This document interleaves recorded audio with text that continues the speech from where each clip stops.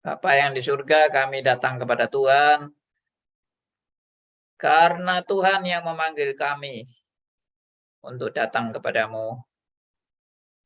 Kami sadar bahwa hidup kami hanya sementara di dunia ini. Karena itu biarlah kami pergunakan waktu yang sementara dengan sebaik-baiknya. Biarlah acara Q&A ini juga memperlengkapi kami sebagai murid-murid Kristus untuk terus berjuang tengah-tengah dunia yang fana ini untuk menjadi saksi Kristus dimanapun kami berada. Kami serahkan supaya melalui pelayanan ini juga banyak jiwa-jiwa yang datang dan boleh dicelikan mata rohaninya mengenal kebenaran demi kebenaran dan terus bertumbuh dan boleh menjadi semua yang dibagikan di sini menjadi perlengkapan rohani sebagai prajurit-prajurit Kristus untuk diutus sebagai saksi-saksi Kristus. Terima kasih, kami serahkan doa kami dalam nama Tuhan kami Yesus Kristus, Tuhan dan Juru Selamat kami yang hidup, kami berdoa. Amin. Oke, kita yang lalu sudah membahas Ordo Salutis yang berkaitan dengan kejatuhan manusia dalam dosa.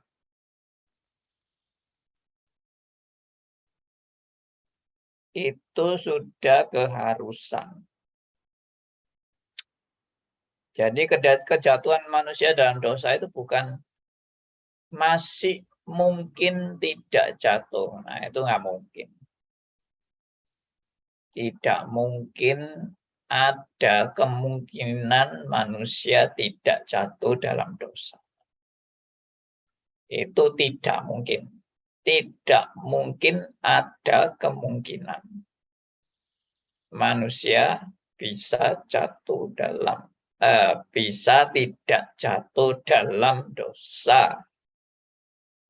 Ya, tidak ada kemungkinan manusia, ya, tidak ada kemungkinan manusia dimungkinkan untuk tidak jatuh dalam dosa.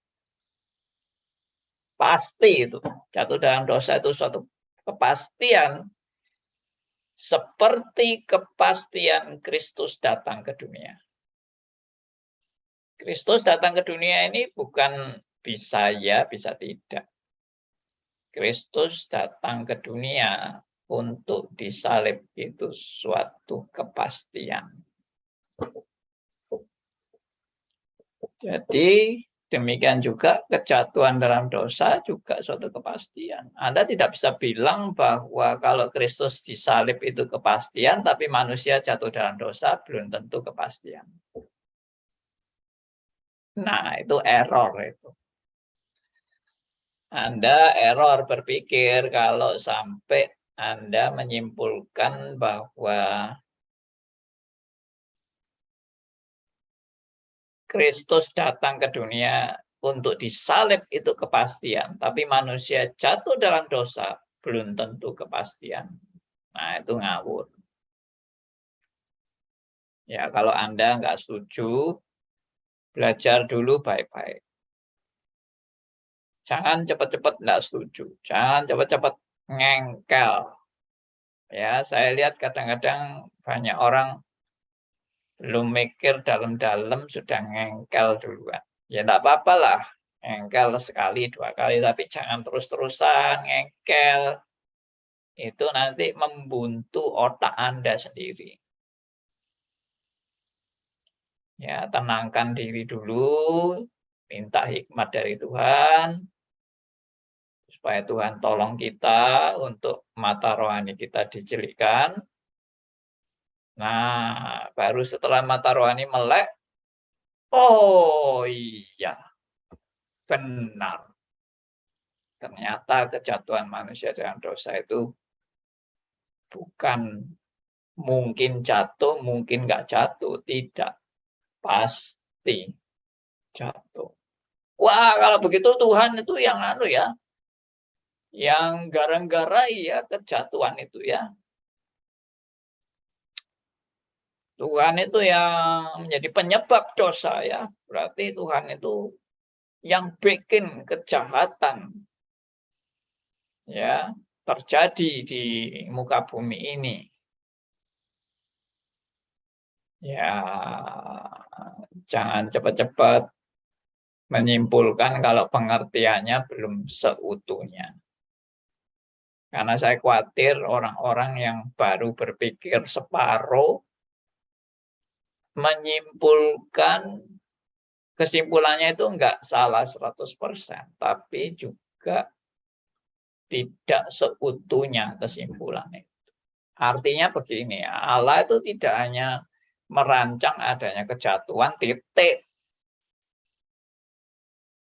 Ya, perhatikan ya, Allah tidak merancang adanya kejatuhan, titik. Ya sudah, itu rencana Tuhan. Apa rencana Tuhan? Kejatuhan, titik. Enggak lah. Anda kok senang ya memotong-motong rancangan Allah, lalu dipisah-pisahkan atau dilepas satu dengan yang lain. Enggak bisa. Itu rencana Allah itu tidak bisa dilepas satu dengan yang lain. Rancangan Allah tentang manusia jatuh dalam dosa tidak bisa dilepaskan dari rancangan Allah mengutus Kristus datang ke dunia untuk menebus dosa manusia. Tidak bisa dilepaskan daripada rancangan Allah tentang kebangkitan orang mati. Tidak bisa. Itu sudah satu keseluruhan yang seutuhnya. Manusia pertama diciptakan, manusia kemudian jatuh dalam dosa, manusia kemudian diberi jalan perjanjian akan penebusan. Manusia makin lama makin diperkenalkan Allah yang benar. Manusia mengenal rancangan Allah tentang keselamatan, rancangan Allah tentang proses pengudusan, rancangan Allah tentang kemuliaan, kedatangan Kristus yang kedua kali. Ya. Nah, itu semua harus dilihat seutuhnya. Jangan dilihat cuma parsial satu bagian aja. Anda akan pasti rusak gitu. Kalau hanya melihat satu bagian aja, yang diributi manusia jatuh dalam dosa, itu aja yang diributi. Yang lain tidak mau diurus, yang lain tidak mau dipikirkan. Padahal itu saling berkaitan. Antara kejatuhan manusia dalam dosa dan juga antara rancangan penebusan melalui Yesus Kristus itu nggak bisa dipisah. Termasuk rancangan mengenai kebangkitan orang mati juga nggak bisa dipisah. Ya. Rancangan tentang kedatangan Tuhan Yesus yang kedua kali juga nggak bisa dipisah. Jadi itu semua suatu rancangan yang harmonis, yang seutuhnya, yang sempurna, dan tidak ada kesalahan atau error atau perbaikan-perbaikan di dalam rancangan Allah itu tidak ada. Tidak ada revisi, tidak ada kesalahan, tidak ada perbaikan, dan sebagainya, dan sebagainya. Ya. Nah, ini saya mau share gambar yang saya sudah, gambar yang lalu, coretan saya. Ini saya sudah buat gambar di secara bertahap ya, gambar secara bertahap. Dan ini saya sudah pernah share di kelas doktrin manusia dan dosa. Oke. Jadi bagi yang belum pernah ikut STRIS, ini adalah bagian daripada kelas STRIS. Ya, tentunya saya tidak membawakan seluruh kelas STRIS di sini. Ini hanya sebagian saja dari apa yang saya ajarkan di STRIS. Oke. Ya, ini.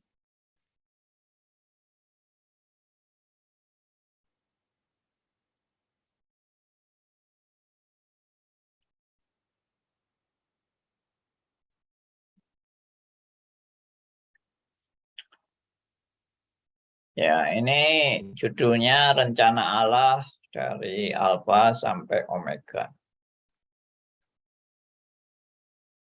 Ya, ini yang saya bilang rencana Allah dari Alfa sampai Omega ini rencana Allah secara seutuhnya. Ini bukan terpecah-pecah, terpisah-pisah. Dan Anda tidak usah ribut dengan satu bagian karena ini dilihat dari keseluruhan bagian. Ya. Kalau Anda ribut cuma satu bagian saja, Anda itu tidak melihat keseluruhannya.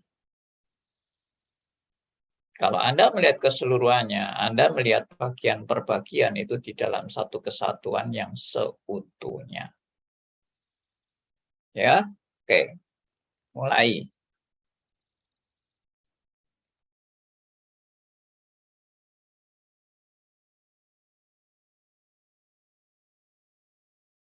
Nah, ini gambaran Adam dan Hawa di Taman Eden. Saya memang tidak pandai membuat PowerPoint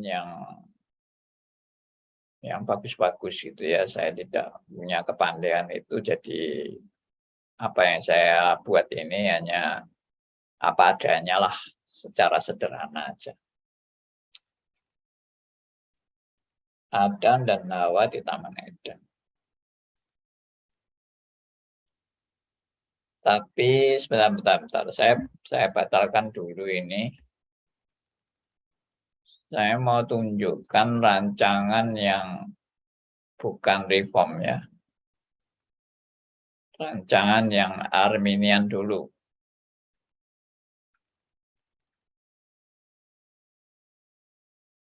Ini saya sebut sebagai rancangan pemulihan. Ya, rencana Allah versi pemulihan. Oke? Bisa lihat ya, rencana Allah versi pemulihan.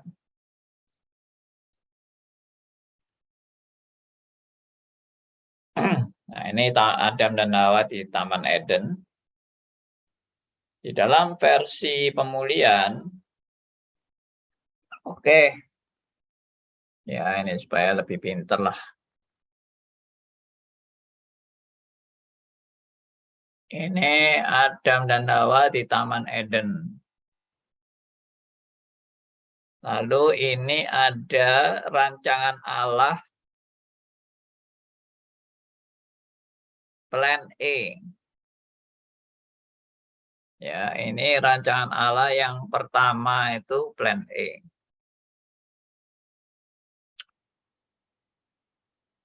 Jadi plan E ini apa? Yaitu rancangan Allah Adam dan Hawa itu di Taman Eden seterusnya dan selamanya.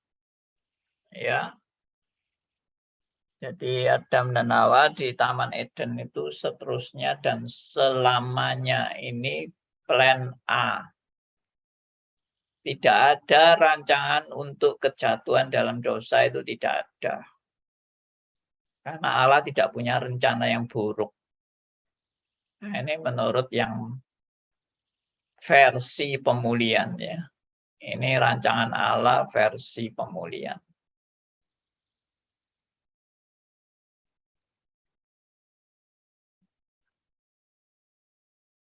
Ini yang kuat ya, versi pemulihan nih.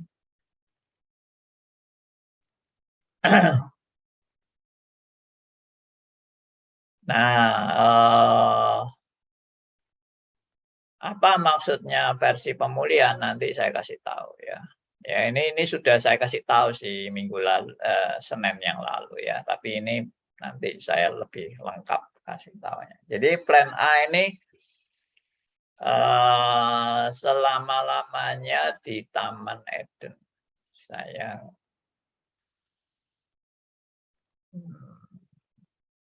sebentar.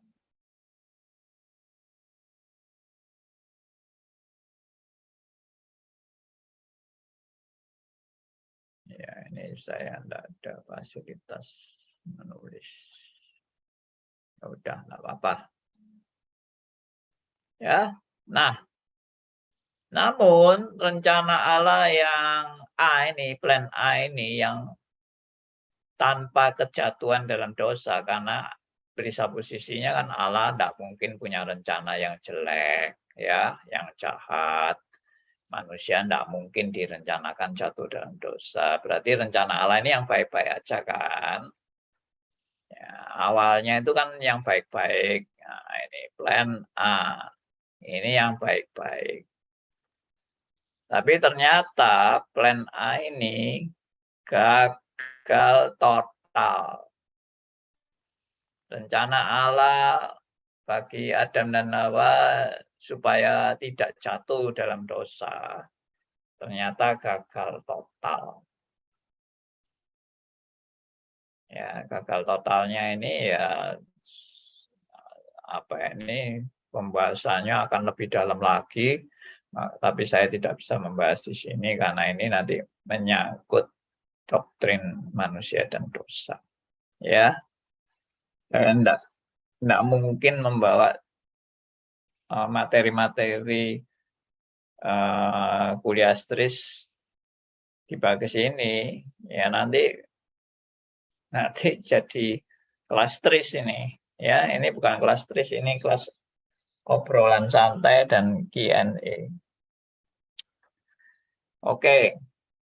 Lalu setelah ini gagal, ya, lalu terjadilah ini kejatuhan manusia dalam dosa. Maka dengan terjadinya kejatuhan manusia dalam dosa ini, plan A-nya sudah nggak jadi. Ini batal, ya sudah hapus dan diganti dengan kejadian yang tidak direncanakan. Jadi ini adalah garis merah ini adalah kejadian yang tidak direncanakan. Ya, nih. Ini tidak direncanakan Allah sama sekali. Rencana Allah itu ini, plan A. Sedangkan yang ini bukan rencana Allah. Tapi ini akibat manusia yang memilih jalannya sendiri. Akhirnya manusia jatuh dalam dosa dan menjadi hamba dosa dan semuanya menuju kepada maut. Upah dosa adalah maut. Nih. Gambarnya tengkorak. Ini bukan rencana Allah ini. Allah tidak menentukan orang untuk binasa, Allah tidak menentukan orang untuk jatuh dalam dosa. Ini adalah pilihan bebas daripada manusia. Ini di luar rencana Allah sama sekali. Rencana Allah itu cuma ini, plan A. Nah, ini yang versi pemulihan ya. Saya minta supaya penjelasan saya ini tidak terlalu gampang-gampang disebarkan ke sembarangan orang. Karena Karena kalau orang tidak paham dengan benar, dia bisa salah ngerti dan bahkan jadi batu sandungan buat dia. Jadi sebaiknya kalau tidak ikut diskusi kita ini dari awal, kebenaran ini jangan dibagikan kepada mereka yang dari nggak tahu apa-apa. Nanti malah jadi batu sandung. Ya, oke. Jadi ini yang tadi saya bilang ini rancangan Allah yang awal itu, ya ini sudah batal dengan sendirinya atau tidak jadi, tidak akan terjadi alias ya batal alias gagal. Rancangan Allah yang plan A itu gagal karena ya tidak bisa jadi. Rancangan Allah ini nggak bisa jadi nih. Ya. Masa ini tidak disebut gagal? Kalau ini tidak jadi, lalu yang terjadi ini. Yang terjadi adalah kejatuhan ini. Apakah ya kalau ini yang terjadi, apakah ini disebut nggak gagal? Ya gagal lah. Kok nggak jadi kok. Kok mau ngomong nggak gagal? Gagal. Jadi kesimpulannya apa? Rencana Allah bisa gagal. Dan terjadilah kejadian yang tidak direncanakan Allah. Ya, semua yang merah ini tidak dalam rencana Allah. Berarti ada kejadian bisa terjadi di luar rencana Allah. Ya nanti Anda simpulkan sendirilah. Kalau Anda berpresupposisi seperti ini yang saya jelaskan sekarang, Anda mestinya sadar presupposisi ini akan justru tambah kacau balau. Ya, ada yang bilang, tidak mungkin. Allah punya rencana kejatuhan manusia dalam dosa itu tidak mungkin. Rancangan Allah itu selalu baik. Tapi saya juga nggak bilang rancangan Allah itu jelek loh ya. Siapa yang bilang rancangan Allah itu jelek? Rancangan Allah dalam kejatuhan manusia dalam dosa itu bukan rancangan jelek. Itu hanya Anda nggak paham tentang rancangan Allah yang sempurna. Anda nggak paham, tapi Anda ngomongnya jelek. Menurut saya itu orang kalau nggak paham, jangan cepat-cepat menghina, jangan cepat-cepat membuat judgement, menghakimi ya, karena nggak paham. Tapi ya sudahlah. Memang ya belum waktunya mungkin orang memahami. Ya sudah, kalau belum waktunya mau dipaksa-paksa ya nggak bisa. Oke ya. Jadi ini kejadian garis merah ini sesuatu yang di luar rancangan Allah. Nah, di tengah-tengah terjadinya hal yang di luar rancangan Allah ini, lalu Allah mungkin bikin rancangan baru. Ya, menurut versi ini ya. Menurut versi ini berarti Allah itu bikin rancangan baru. Ya. Rancangan baru nih. Ini yang disebut dengan plan B.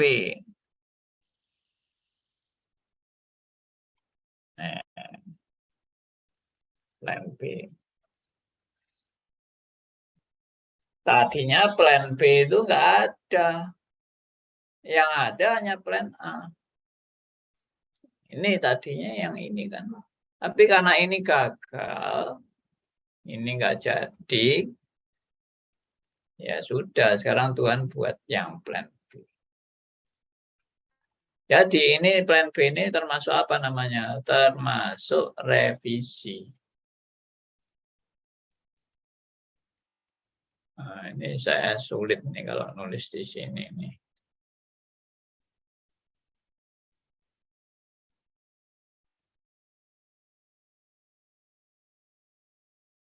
Ya, oh, revisi.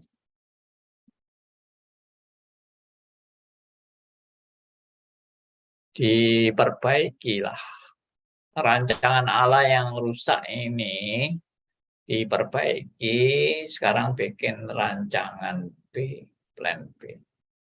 Dan rancangan plan B ini ada Kristus di sini. Ya, oke, saya harap jelas.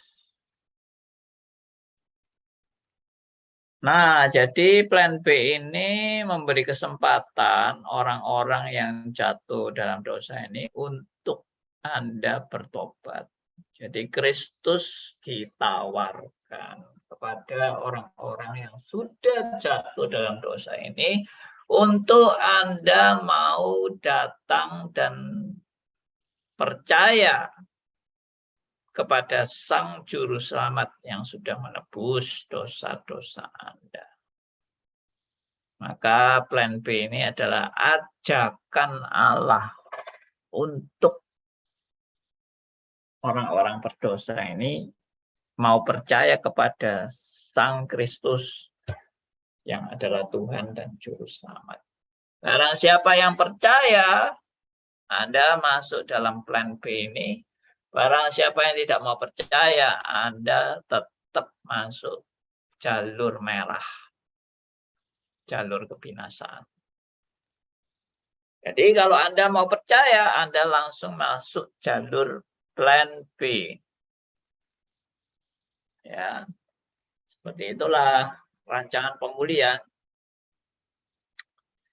Lalu ini ada gambar merpati. Ya, ini namanya sanctification. Ya, progressive sanctification. Ya. Rencana proses pengudusan yang secara progresif. Ya, dikuduskan terus menerus ya. Itu sampai menuju pada hari kebangkitan dan hidup yang kekal. Ada tapinya di dalam proses ini, yaitu kalau Anda tidak hati-hati, Anda tidak taat dan setia, maka Anda masuk di dalam proses jalur merah ini. Meskipun sudah lewat jalur keselamatan plan B, tapi Anda kalau tidak bisa menjaga kesetiaan Anda bisa di tengah-tengah jalan di sini terseret dalam jalur merah lagi. Di sini jalur merah, tapi selamat lewat sini. Setelah lewat sini, di tengah jalan Anda gagal atau Anda melakukan sesuatu yang dianggap fail, ya sudah, batallah jalan keselamatan yang Anda sudah lalui di sini. Dan Anda dikembalikan pada panggilan semula, yaitu untuk binasa. Nah, akhirnya ya sudah, karena Anda sendiri yang pilih jalur merah, ya Anda sendiri yang pilih kebinasaan, dan ini bukan rancangan Allah. Sekali lagi, pokoknya yang merah itu bukan rancangan Allah. Rancangan Allah itu yang biru, yang ungu, hitam, ya itu rancangan Allah. Ya, ini rancangan Allah. Ya, ini gambarnya saya. Ini rancangan Allah, tapi gagal kan? Ganti ini rancangan Allah. Tapi rancangan Allah di sini pun di tengah jalan bisa gagal kalau ada yang melawan atau tidak mau menurut pada perintah Tuhan. Ya sudah, kamu mau melawan perintah Tuhan, risikomu pun sama, kamu akan mati binasa. Itu kalau di tengah jalan mogok atau membelot atau murtad. Oke, tapi kalau Anda terus di sini, oh ya Anda nanti sampai kepada kebangkitan hidup yang kekal. Kalau Anda nggak sampai di sini, Anda nyelewat, menyimpang, dan Anda menuruti apa ini jalur merah ini, ya sudah, Anda akan menuju kepada maut. Upah dosa adalah maut, kematian kekal.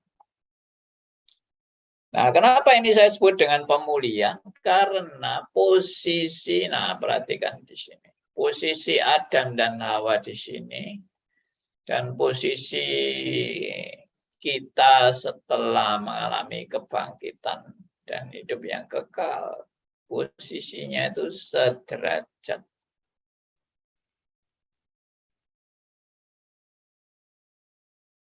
Ya, karena apa? Karena Adam dan Hawa kan mengalami kejatuhan. Kejatuhan itu kan minus. Kondisinya minus. Ya, kalau sumbu X dan Y, X dan Y, maka sumbu Y itu menunjukkan level yang di bawah 0. Itu untuk orang-orang yang akan binasa ini. Minus, level minus. Nah, kalau orang bertobat, level minusnya lebih ditingkatkan di sini daripada di sini. Ya, ini kan jadi hamba dosanya kan di sini. Tapi waktu terima Yesus naik pangkat di sini dibandingkan dengan di sini. Tapi meskipun kita sudah naik pangkat di sini, kita belum sama posisinya dengan Adam dan Hawa sebelum jatuh dalam dosa. Kita masih banyak dalam dosa, meskipun Kristus sudah menebus dosa-dosa kita. Tapi kita masih banyak dosa, de facto-nya kita masih berdosa. Jadi belum seutuhnya keselamatan itu. Nah, itu yang ditekankan. Nanti kalau ini proses berlangsung terus, ya. Nah, singkat cerita misalnya kita selesaikan tugas kita di dunia terus kita mati. Waktu kita mati pada titik penghabisan, itu level saudara dan saya dengan levelnya Adam dan Hawa sebelum jatuh dalam dosa, itu levelnya itu sama level. Saya kasih warna beda aja. Warna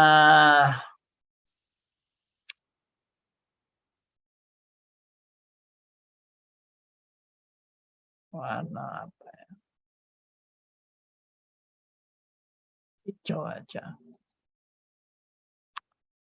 Jadi level yang di sini, level Adam dan Hawa yang di sini, dan level kita pada waktu mengalami kebangkitan di sini, itu levelnya itu sama persis. Ya, sama persis di sini. Yang di sebelah kanan ini dan yang di sebelah kiri ini sama persis levelnya. Saya memang sengaja buat sederajat ini. Jadi sebetulnya kenapa saya tadi sebut dengan pemulihan, ya ini baru Anda jelas. Karena memang orang yang sudah jatuh ini kan minus ya, levelnya minus. Lalu diperbaiki oleh Allah, lalu meningkat, meningkat, meningkat. Setelah terima Yesus, baru meningkat, meningkat, meningkat. Sampai akhirnya kebangkitan orang mati, masuk hidup kekal. Nah, ini kita kembali pada posisi Adam dan Hawa. Nah, jadi gambar ini menunjukkan bahwa ini pemulihan. Pemulihan untuk kembali pada posisi sebelum jatuh dalam dosa. Jadi semua proses keselamatan ini membawa kita kembali kepada posisi Adam dan Hawa, persis seperti Adam dan Hawa sebelum jatuh dalam dosa. Nah, jadi kalau seperti ini rancangannya, saya bisa mempertanyakan, sebetulnya rancangan Allah kalau seperti ini, berarti rancangan Allah itu tidak ada sesuatu yang lebih dari rancangan Adam dan Hawa di Taman Eden. Jadi boleh dikata rancangan Allah untuk Adam dan Hawa di Taman Eden itulah puncak rencana Allah. Sekali lagi, puncak rencana Allah itu adalah Adam dan Hawa berada di Taman Eden selama-lamanya. Itu puncak rencana Allah. Tapi ternyata rencana Allah gagal, tidak jadi, lalu Allah bikin rancangan B untuk pemulihan. Yaitu harus ditingkatkan manusia yang dari level bawah ini. Itu akan ditingkatkan untuk naik sampai sini. Nah, ini sampai sininya ini, sampai puncaknya ini namanya pemulihan. Ya. Kan sudah sampai di sini. Ini namanya pemulihan ini. Nah, gitu.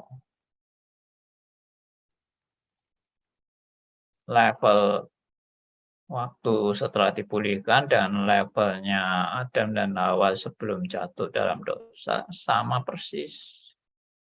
Nah, itulah pemulihan dan itulah pekerjaan Allah. Makanya saya bilang kalau pekerjaan Allah seperti ini sebetulnya tidak ada nilai progresifnya sama sekali. Tidak ada. Apa nilai progresif dari rancangan Allah? Karena rancangan Allah itu kembali kepada posisi Adam dan Hawa.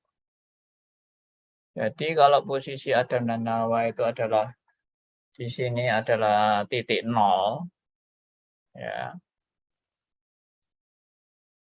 Saya ganti warna lagi.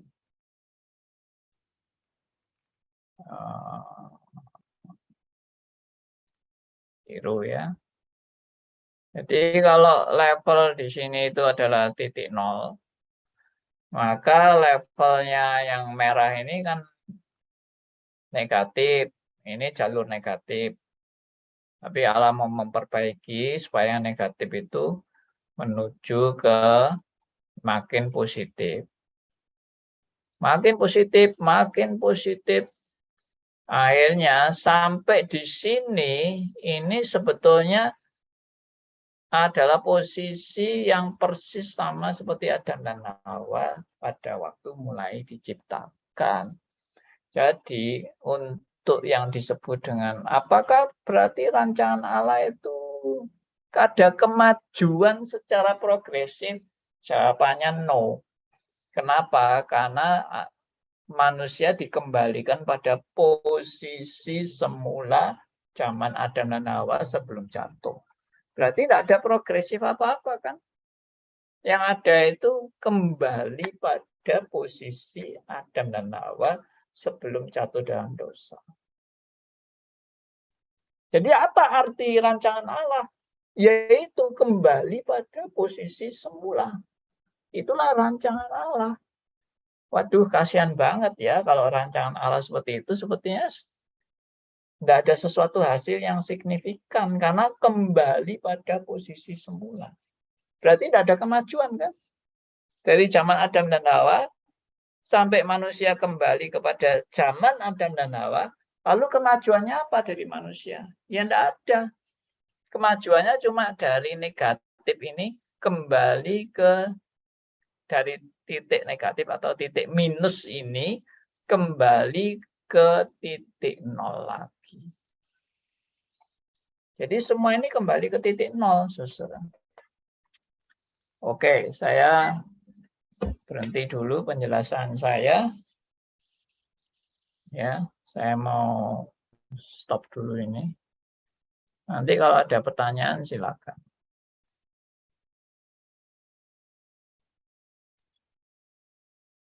Oke.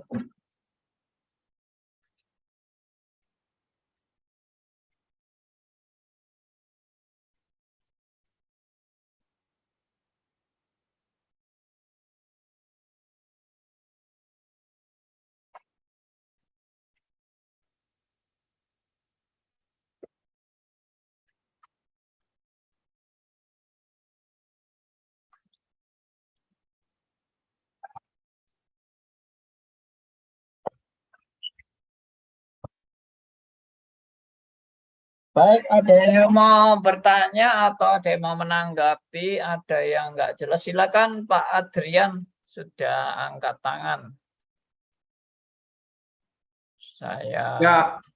Ya, silakan. Terima kasih Pak Andi. Itu tadi baru penjelasan versi pemulihan ya. Iya. Artinya tadi itu ada tulisan versi Arminism gitu ya. Yes. Arminism. Nah, apakah pendapat ini yang memberikan penjelasan seperti ini dari Arminism sendiri atau dari mana sehingga pada saat melalui proses pengudusan atau pemulihan itu dia berhenti di titik nol gitu, nggak naik ke atas? Nah iya, karena atau pandangan dari luar gitu, pandangan dari kita terhadap mereka. Ini adalah presupposisi daripada Arminianism. Oke. Karena presupposisinya kan rencana Allah itu kan plan E kan, plan A kan. Iya betul. Nah, lalu rencana Allah plan A ini kan gagal. Lalu akhirnya manusia jatuh di sini. Nah, lalu muncullah plan B ini. Ya, saya hapus saja ini coret-coretan saya ini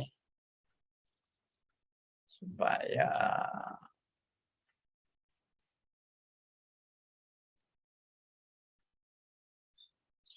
bersih dari coret-coretan.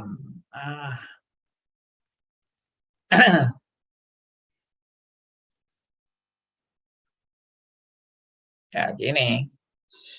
Jadi ada plan A ini di sini.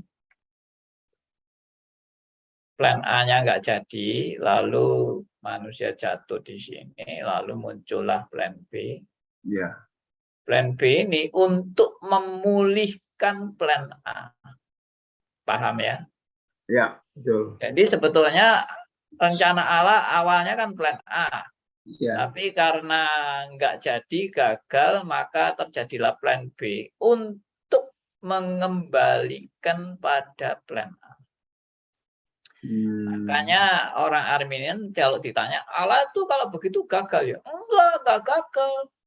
Karena dia akan membuat plan B untuk kembali kepada plan semula.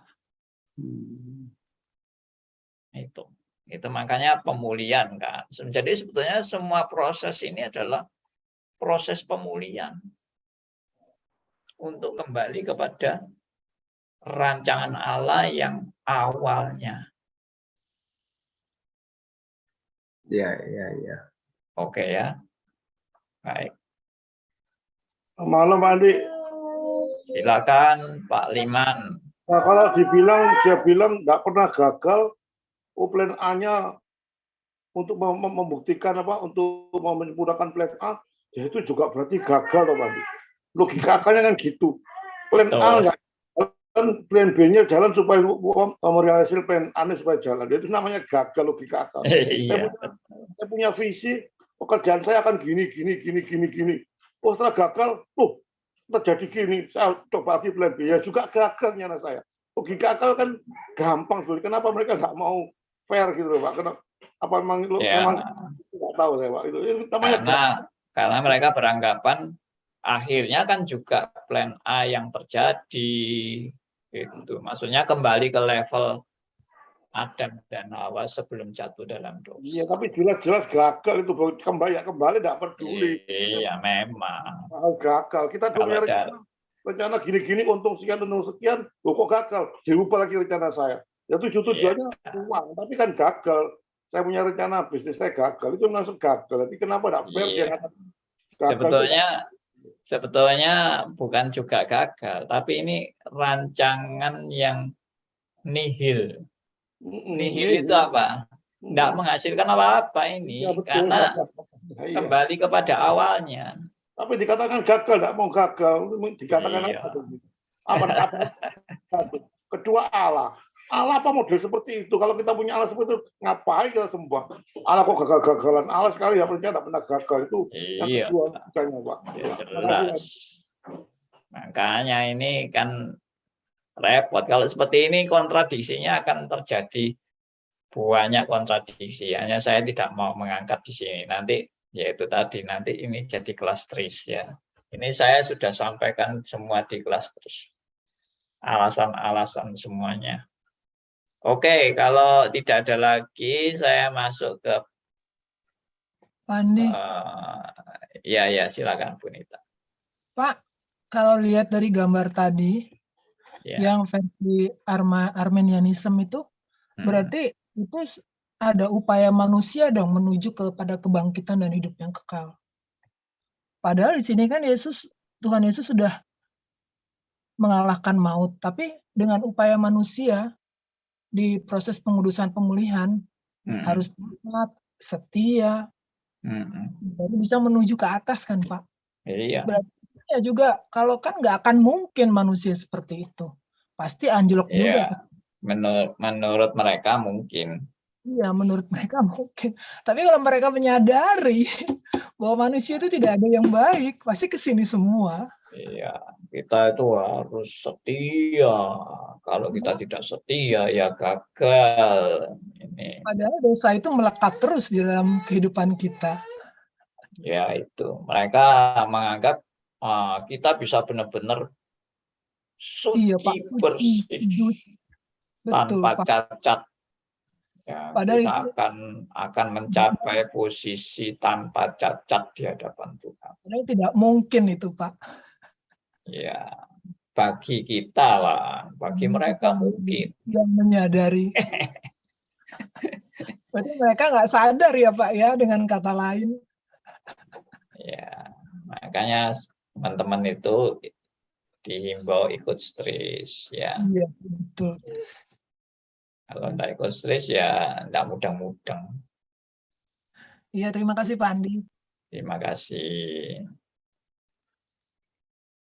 Oke, lanjut. Sekarang versi berikutnya. Versi berikut. Sebentar.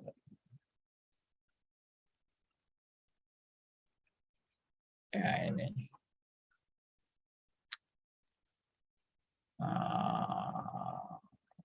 Saya share. Oke. Ini versi rancangan Allah dari Alfa sampai Omega. Tidak ada kata pemulihan di sini, ya. Tidak ada pemulihan. Yang ada ya memang dari sejak kekal rencana Allah itu dari Alfa sampai Omega. Tidak ada pemulihan karena rancangan Allah itu tidak bisa digagalkan oleh siapapun dan tidak bisa diubah oleh siapapun. Bahkan Allah sendiri tidak bisa merubah rancangannya. Ini kata-kata yang bagi saya sangat tajam dan sangat mendalam maknanya. Allah sendiri pun tidak bisa merubah rancangannya. Ya. Kenapa tidak bisa merubah? Kenapa Allah yang Maha Kuasa tidak bisa merubah rancangannya sendiri? Ayo, jawabannya apa?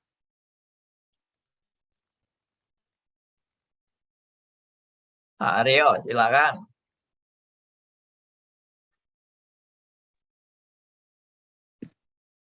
Ya, karena rencananya itu sudah sempurna. Mau didandani apa lagi? Ya, jadi kalau Allah sampai mau merubah rancangannya, berarti rancangannya yang semula itu tidak sempurna sehingga perlu dirubah. Kalau kita sudah berpresupposisi bahwa rancangan Allah itu pertama diciptakan, pertama direncanakan, langsung sempurna, sudah tidak ada yang perlu dirubah lagi, karena sudah langsung sempurna.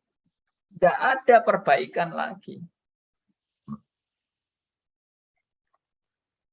Nah, kalau versi Arminian tadi, berarti rancangan Allah itu, yaitu tadi, bisa error, bisa batal, bisa diselewengkan, sehingga perlu ada perbaikan. Jadi kalau versi Arminian tadi, jelas itu namanya perbaikan. Tapi kalau versi yang tadi saya bilang ini, barusan ini, Allah pun tidak bisa merubah rancangannya. Karena apa? Sudah sempurna, kok mau dirubah? Kalau sampai dirubah, malah tambah nggak sempurna. Karena yang sudah sempurna mau diubah lagi, mau jadi apa? Jadi istilah Allah tidak bisa merubah lagi itu yang salah istilahnya yang tadi itu. Ya. Allah tidak bisa merubah lagi, itu istilah salah.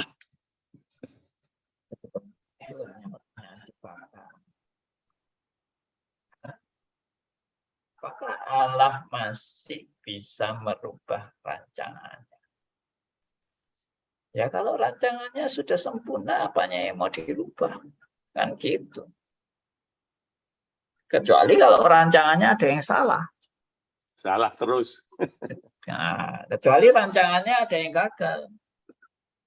Kecuali rancangannya ada yang bisa merusak. Ada yang merusak rencana Allah. Sehingga rencana Allah bisa gagal. Nah, apakah mungkin rancangan Allah itu gagal? Apakah mungkin rancangan Allah itu dirusak? Apakah mungkin bahwa rancangan Allah itu bisa salah dan tidak sempurna? Ya, semua ini harus mulai dari presupposisi. Makanya kalau presupposisinya tidak benar-benar teguh, ya itu kacau terus. Kacau terus. Baik, kembali ke gambar tadi. Oke, saya mulai dari Adam dan Hawa. Dan posisi Adam dan Hawa di sini. Bentar, saya pakai pointer.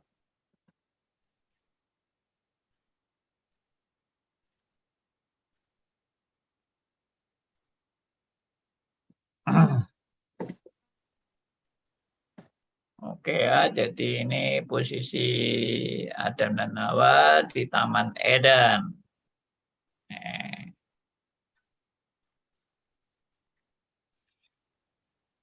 Lalu terjadilah kejatuhan.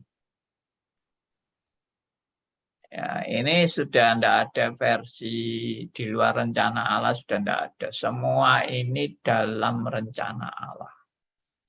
Kejatuhan, lalu manusia menjadi hamba dosa. Ya, jadi ini peristiwa kejatuhan di sini ini bukan di luar rencana Allah, ini ada di dalam rancangan Allah. Ini bukan kegagalan dari rencana Allah. Ini adalah bagian daripada rencana Allah yang sempurna. Tapi yang seperti tadi saya bilang, Allah bukan hanya punya rencana kejatuhan titik. Itu namanya blow on kalau cuma punya rancangan untuk jatuh selesai. Apakah rencana Allah? Rencana Allah adalah supaya manusia jatuh dalam dosa titik. Yang enggak begitu. Sekali lagi, rancangan Allah itu seutuhnya dari alfa sampai omega. Rencana Allah itu sempurna dan lengkap dan harmonis dari alfa sampai omega. Makanya jangan cepat-cepat protes dulu tentang kejatuhan, karena ini belum selesai. Ya. Oke, berikutnya, manusia yang memang jatuh dalam dosa dihukum, lalu menjadi hamba dosa. Ya, oke, mereka mati rohani karena Tuhan juga bilang waktu kamu makan buah itu kamu akan mati. Maka ya terjadilah orang yang jatuh, Adam dan Hawa jatuh, lalu menjadi hamba dosa dan hukumannya adalah maut. Upah dosa adalah maut. Nah, ini semua juga ada dalam rancangan Allah. Tapi rancangan Allah itu bukan hanya ini, saudara ya.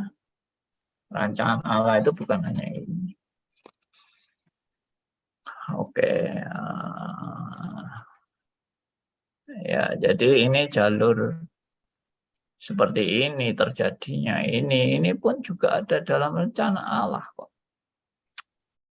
Mungkin ada orang bilang, tidak mungkin Allah punya rencana orang untuk binasa, itu tidak mungkin. Ya, Anda bilang tidak mungkin, kalau Alkitab bilang mungkin bagaimana? Ya kan?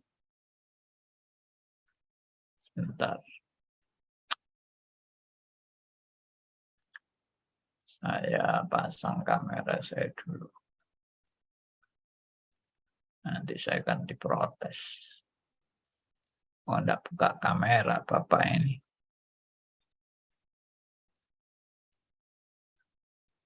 Oke. Lalu, apa yang terjadi rancangan Allah selanjutnya?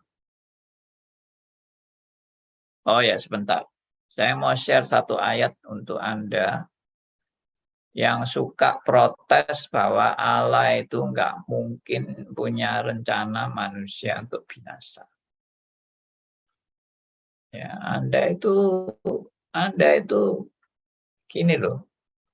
Sadarilah bahwa kita itu cuma ciptaan. Allah itu pencipta dengan rancangannya dari alfa sampai omega. Sebaiknya ngomongnya begini, bukan ngomong tidak mungkin, tapi aku belum paham bagaimana Allah bisa punya rancangan orang untuk binasa. Aku belum paham. Nah, itu lebih baik begitu daripada ngomong nggak mungkin, tidak mungkin. Apa yang Anda pikir tidak mungkin itu dalam keterbatasan pemikiran Anda yang dibatasi oleh waktu dan ruang. Dan Allah sedang berpikir di luar waktu dan ruang. Anda berpikir dengan tidak sempurna. Allah berpikir sempurna. Anda berpikir dalam keberdosaan, Allah berpikir dalam kesucian dan kemurnian. Ya. Anda hanya bisa melihat secara kasat mata, Allah melihat sampai dalam nilai kekekalan. Nah, itu aja sudah, bagaimana saya bisa mengatakan, walah, gini. Sudahlah, lihat Alkitab dulu aja. Ya, mari kita buka Alkitab. Ini ayat sudah terkenal sih, saya sudah sering kali share ayat ini. Ya, ini bukan ayat yang baru sama sekali, tidak pernah dibaca. Sudah sering dibaca. Cuma saya mau share lagi. Amsal, pasal ke-16. Amsal 16, ayat yang ke-4. Silakan ada yang mau bacakan buat kita Amsal 16, ayat yang ke-4. Mari mic-nya bisa dibuka. Siapa yang mau? Saya ya Pak. Saya baca. Silakan Bu Leni. Amsal pasal 16 ayat 4. Tuhan membuat segala sesuatu untuk tujuannya masing-masing. Bahkan orang fasik dibuatnya untuk hari malapetaka. Nah, gimana kalau dengar kalimat ini? Orang fasik dibuatnya untuk hari malapetaka.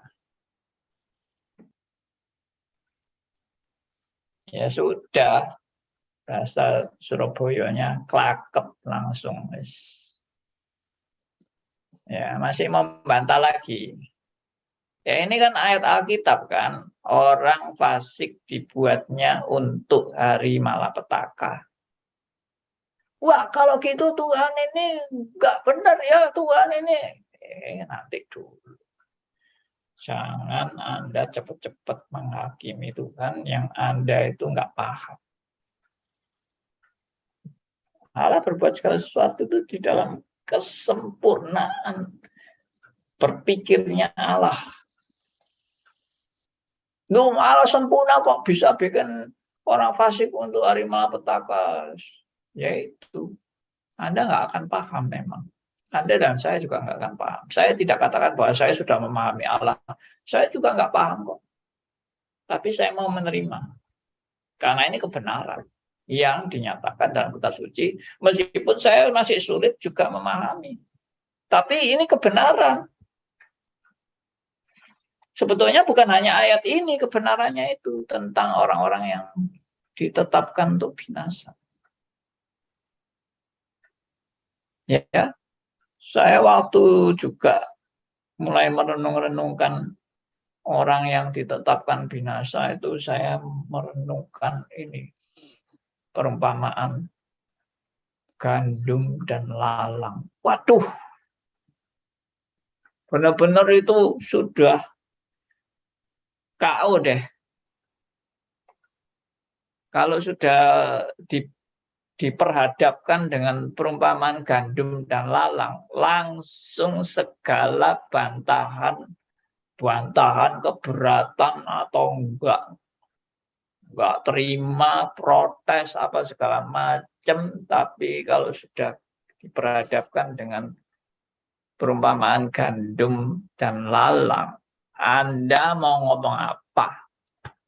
Bahwa ada penabur benih gandum dan ada penabur benih lalang.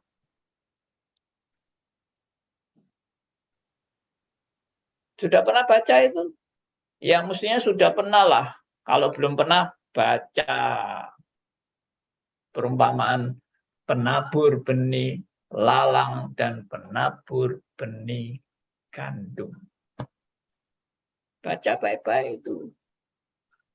Ya, saya waktu baca, saya waktu mulai tercelik mata rohani, saya mengerti kebenaran ini. Saya baca tentang gandum, benih gandum dan benih lalang itu terheran-heran saya. Terheran-heran. Kenapa? Kenapa kok dibiarkan oleh pemilik kebun? Ada penabur benih lalang. Kenapa dibiarkan? Apakah pemilik kebun tidak tahu? Apakah pemilik kebun teledor? Apakah pemilik kebun tidak berkuasa untuk menghalangi benih lalang itu? Oh, luar biasa itu, betul. Apa juga luar biasanya? Waktu lalang itu mau dicabut, malah yang punya kebun bilang, jangan dicabut. Karena nanti gandumnya ikut tercabut. Biarin aja. Biarkan bertumbuh bersama. Nanti ada waktunya menuai. Semua dicabut dan dipisahkan antara gandum dan lalang. Berarti apa itu? Lalang itu apa itu? Di luar rancangan Allah, di luar pengetahuan Allah, di luar kuasa Allah.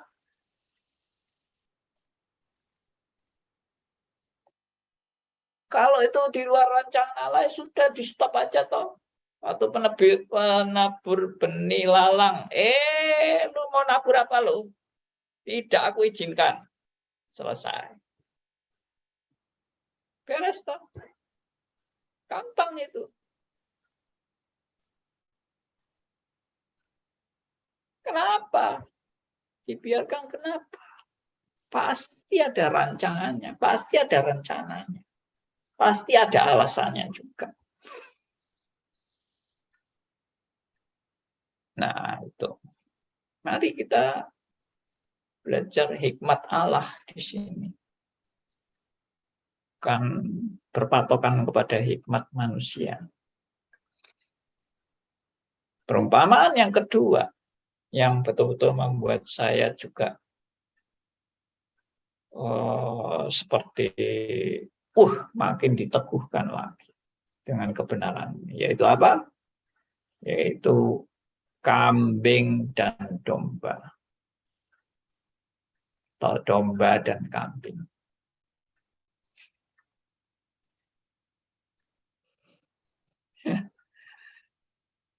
Apa kebenaran apa yang saya renungkan dari domba dan kambing ini?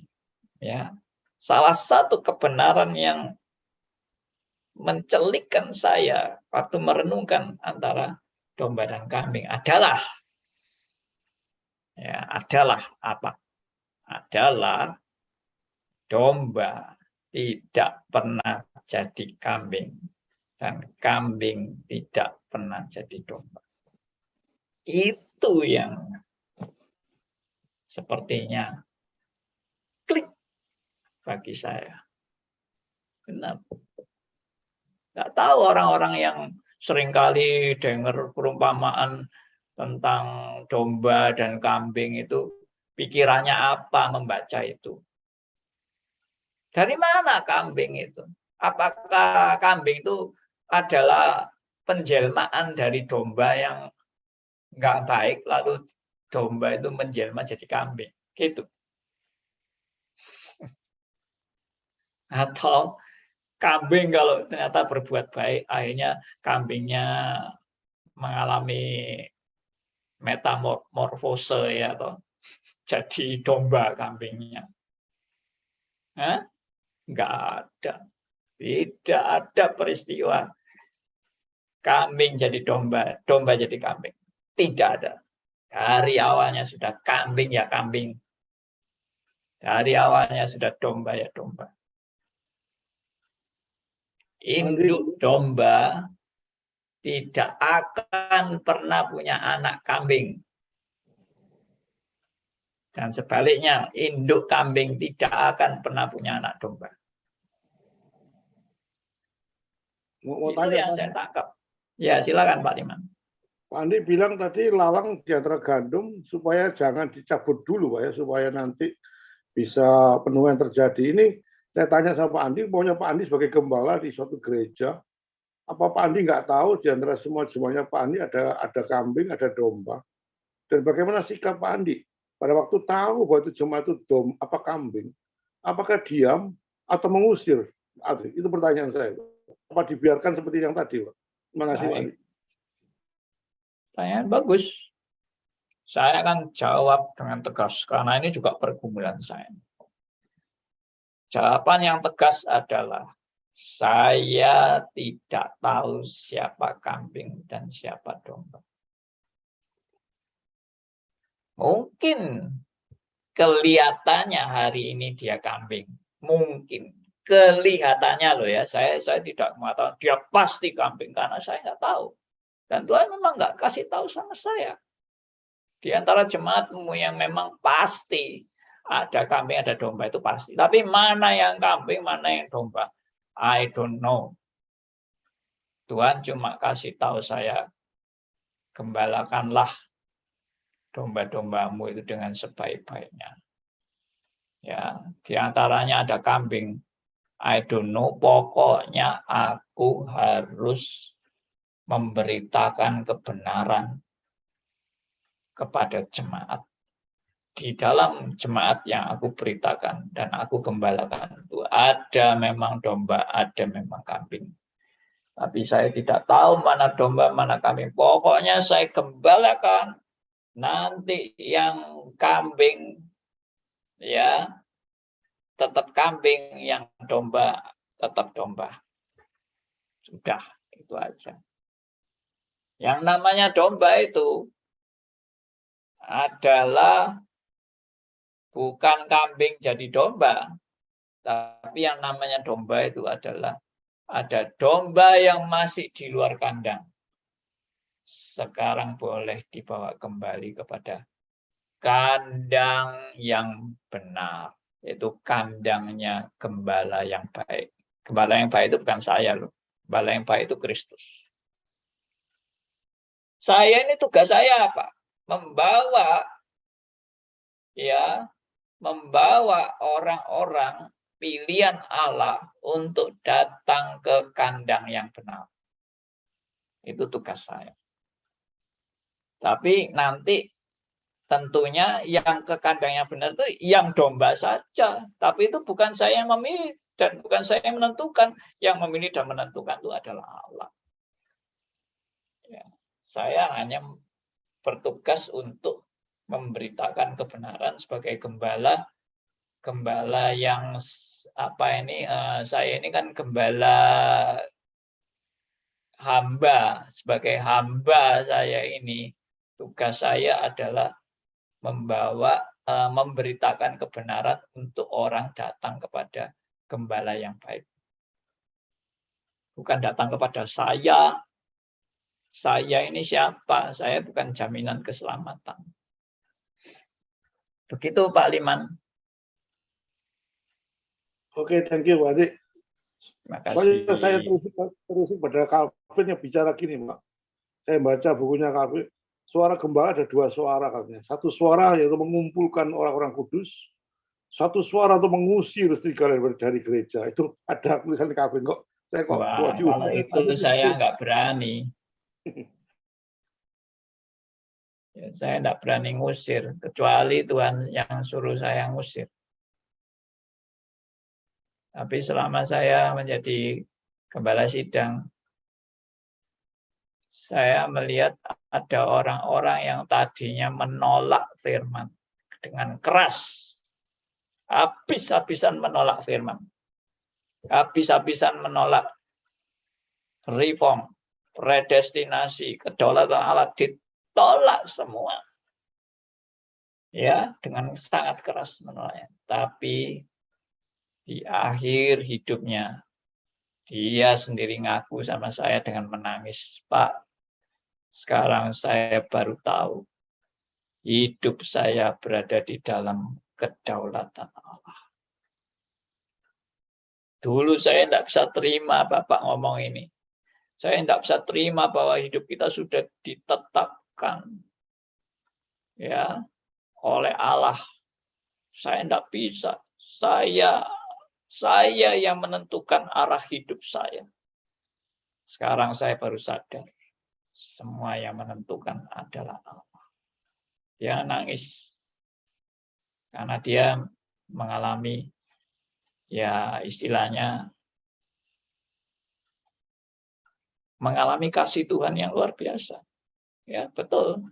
Dia mengalami kasih Tuhan yang luar biasa dan dia akhirnya berubah total sampai waduh begitu mengagung-agungkan doktrin penetapan Allah ya dan kedaulatan Allah yang luar biasa itu.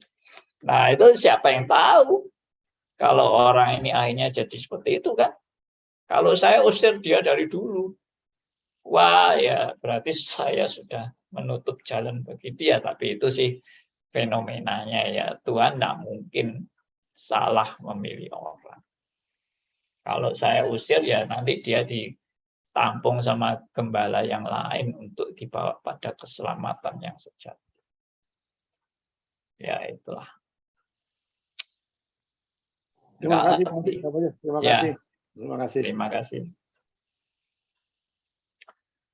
Oke, ini sudah jam 9, saudara-saudara. Jadi mungkin kalau masih ada yang mau tanya, saya belum selesai nih ya. Nanti kita lanjutkan hari Senin yang akan datang. Ya, semoga ini menjadi pengantar untuk kita makin memahami akan rancangan Allah dari Alfa sampai Omega yang demikian luar biasa dan sempurna. Oke, ada yang mau bicara, silakan. Iya Pak Andi. Silakan ya. Pak Markus. Jadi kesimpulan saya, salib itu menimbulkan pemisahan ya Pak ya, antara kambing dan domba, lalang dan gandum. Tanpa ada salib tidak akan ada pemisahan. Iya. Betul ya Pak? Salib itu sebetulnya fokusnya kan korban Kristus yang sempurna bagi orang-orang pilihannya. Itu penekanan daripada salibnya.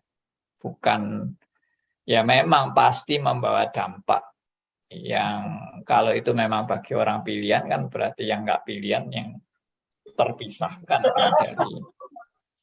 dari jalan keselamatan itu. Iya, ada yang ditebus dan yang tidak ditebus. Yesus mati untuk orang pilihannya. Tidak mungkin untuk orang yang tidak dipilih. Yes. Betul. Ya, terima kasih Pak Andi ya. Terima kasih. Pak Andi. Oke.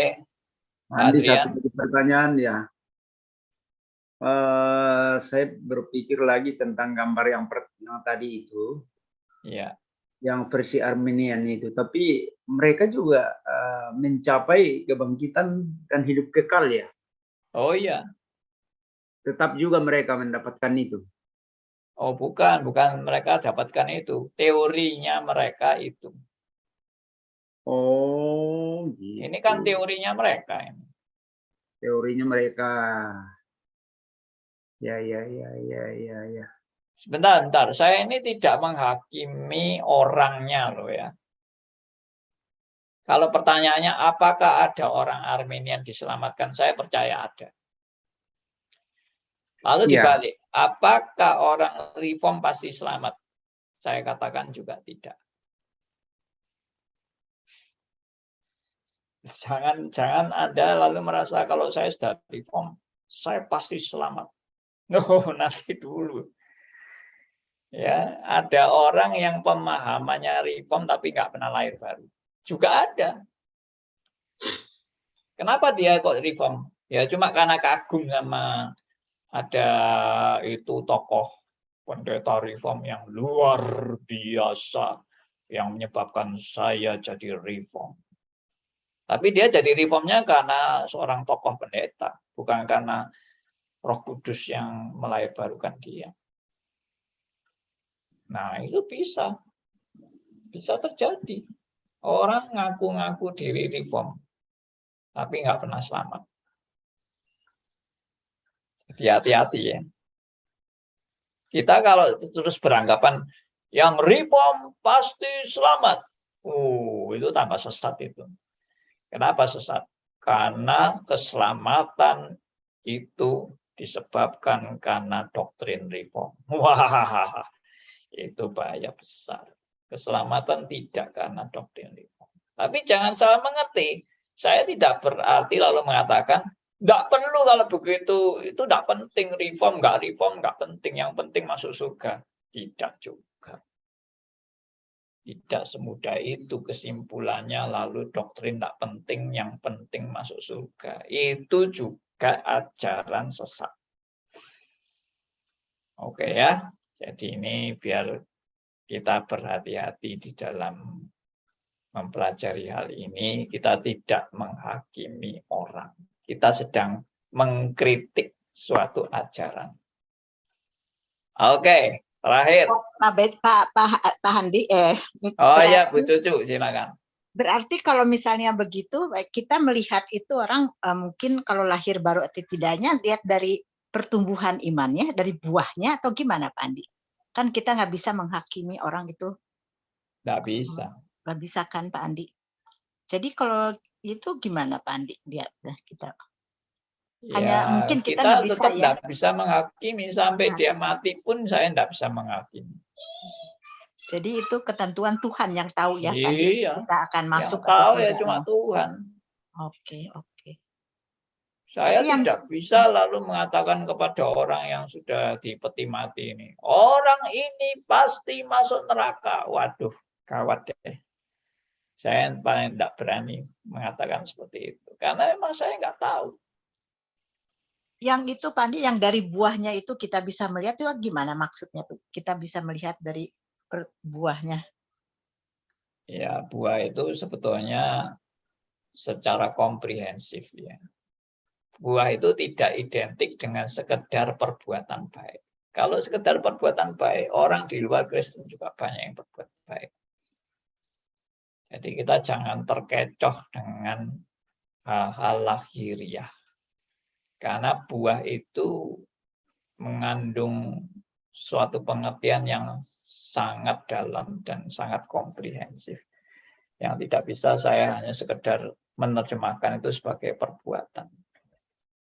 Ya, kalau sekedar perbuatan, ya banyak perbuatan-perbuatan palsu yang cuma bentuknya lahiriah saja, nggak sampai ke batinnya. Nah, bagaimana saudara dan saya bisa sampai melihat ke batinnya? Oh, itu tidak mudah. Jadi kata-kata Tuhan Yesus, dari buahnya lah kamu mengenal mereka. Itu harus berhati-hati, sangat berhati-hati. Ya, dan tidak untuk juga menghakimi orang.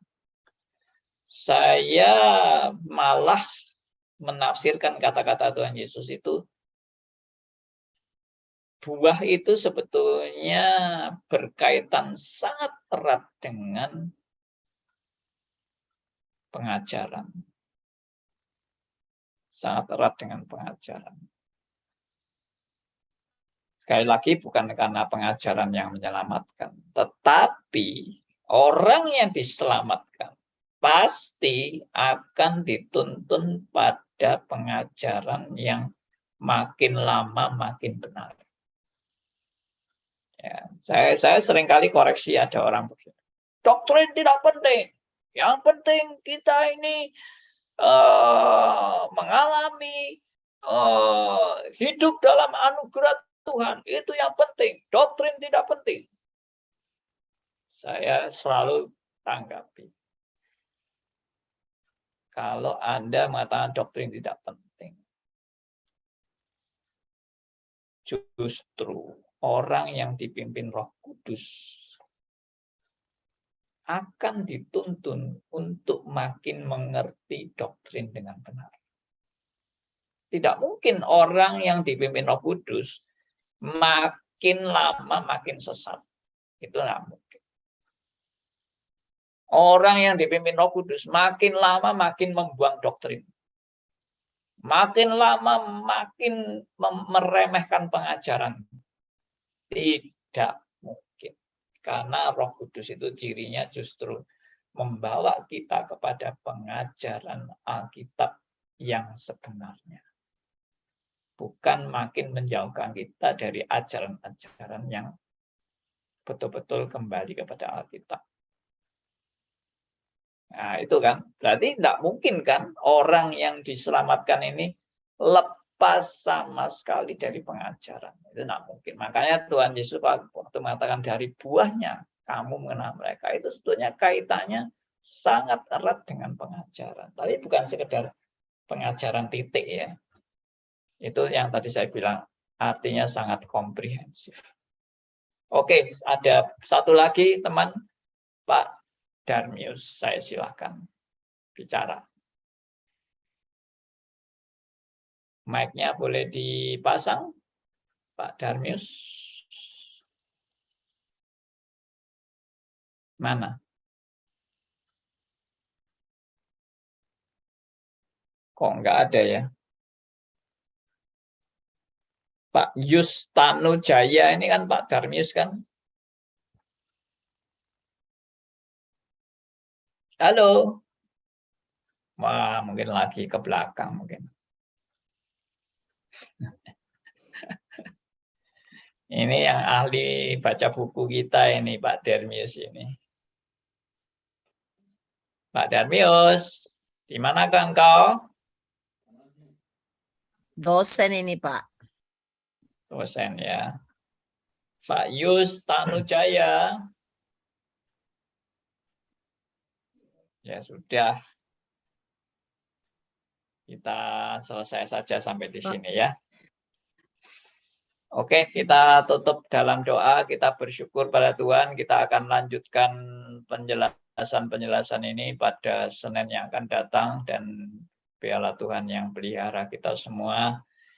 Dan Tuhan juga yang terus menuntun dan membimbing kita di dalam kebenaran demi kebenaran.